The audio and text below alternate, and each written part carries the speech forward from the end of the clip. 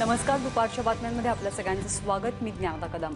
माळीणच्या पुनर्वसनासाठी मुंबईतले डबेवालेही पुढे सरसावले आहेत। माळीणसाठी त्यांनी एक अनोखी मोहीम सुरू केली आहे। उद्यापासून प्रत्येक डब्यात मदतीचं आवाहन करणारी चिठ्ठी ठेवली जाणार आहे।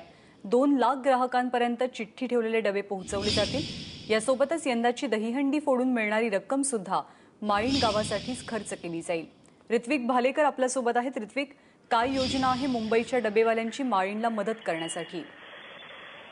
ज्ञानदा, कालपासून अनेक संस्थांच्या मार्फत या मदतीचा ओघ सुरू झालेला आहे। त्यामध्ये मुंबईचे डबेवाले जे मूळचे माळकरी मानले जातात, ज्यांची परोपकाराची भावना सगळ्यांना माहीत आहे, असे डबेवाले मदतीपासून लांब राहिले असतील तरच नवल। त्यामुळे मुंबईचे डबेवाले आता पुढे सरसावलेले आहेत मदत करण्यासाठी। मुंबईचे डबेवाले जे 2 लाख ग्राहक मुंबईमध्ये ज्यांचे आहेत, ते डबे जिथे पोहोचवतात त्या डब्यांसोबतच ते एक आव्हान करणारी चिठ्ठी या डब्यांबरोबर पोच करणार आहेत आपल्या ग्राहकांपर्यंत।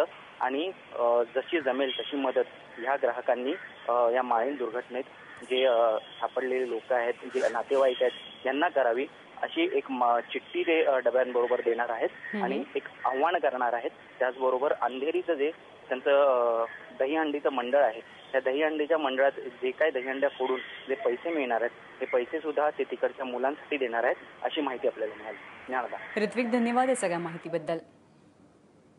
आणि माळीणच्या दुर्घटनेनंतर राज्यभरात किती वस्त्या पाडे हे धोकादायक आहेत, डोंगराच्या पायथ्याशी आहेत, हे माझानं दाखवलं। मात्र माळीणपासूनच अवघ्या 4 किलोमीटर अंतरावरती असलेल्या बोरघर गाव सुद्धा अशाच परिस्थितीमध्ये सध्या जगतंय।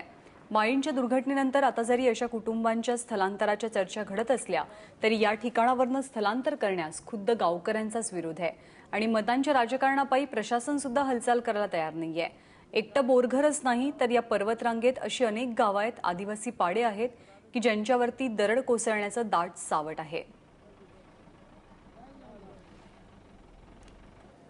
माळीणपासून अवघ्या 4 किलोमीटर अंतरावरती बोरघर वसलेलं आहे। बोरघरची भौगोलिक रचना सुद्धा माळीणसारखीच आहे। यांचं स्थलांतर करणं आवश्यक आहे, परंतु इथून स्थलांतरित होण्यास गावकरीच नकार देतात। त्यासोबत मतं आहेत या गावाची, त्यामुळे राजकारण्यांसोबत प्रशासन सुद्धा त्यांना हलवायला कबूल नाहीये। खरं तर ही वस्ती सुद्धा तितकीच धोकादायक आहे, त्यांच्यावरती सुद्धा दरड कोसळण्याची दाट भीती आहे।